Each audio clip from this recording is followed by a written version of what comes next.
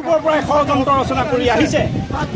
অখিল গগৈৰ লগতে বিদু সোণোৱাল, মানস কোঁৱৰ, ধৈৰ্য কোঁৱৰ আৰু সকলো সতীৰ্থক সম্পূৰ্ণৰূপে অগণতান্ত্ৰিকভাৱে তেওঁলোকে যোৱা সময়ছোৱাত কেৱল গণতন্ত্ৰৰ কণ্ঠৰুদ্ধ কৰিবৰ কাৰণে বন্দী কৰি ৰাখিছে।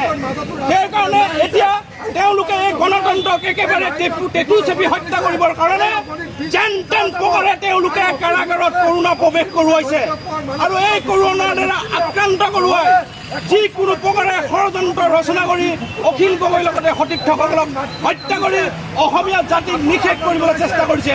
আমি এই ষড়যন্ত্ৰ গোন্ধ পূৰ্বৰ পৰাই পাই আহিছিলোঁ। গতিকে আমি চৰকাৰক সকীয়াই দিছোঁ, তোমালোকে কোনোপধ্যে এই ষড়যন্ত্ৰ সফল কৰিব নোৱাৰিবা।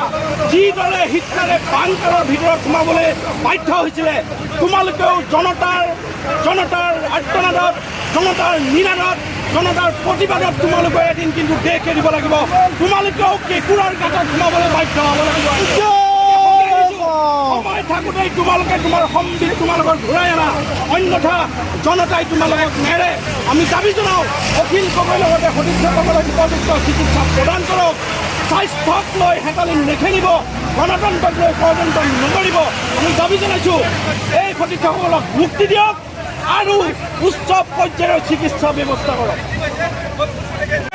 আৰু কৰোণাৰ অচিলা লৈ কাৰাৰুদ্ধ হৈ থকা অখিল গগৈ, ধৈৰ্য কোঁৱৰ, বিদু সোণোৱাল আৰু মানস কোঁৱৰহঁতক হত্যাৰ কাৰণে এটা ষড়যন্ত্ৰ ৰচনা কৰিছে।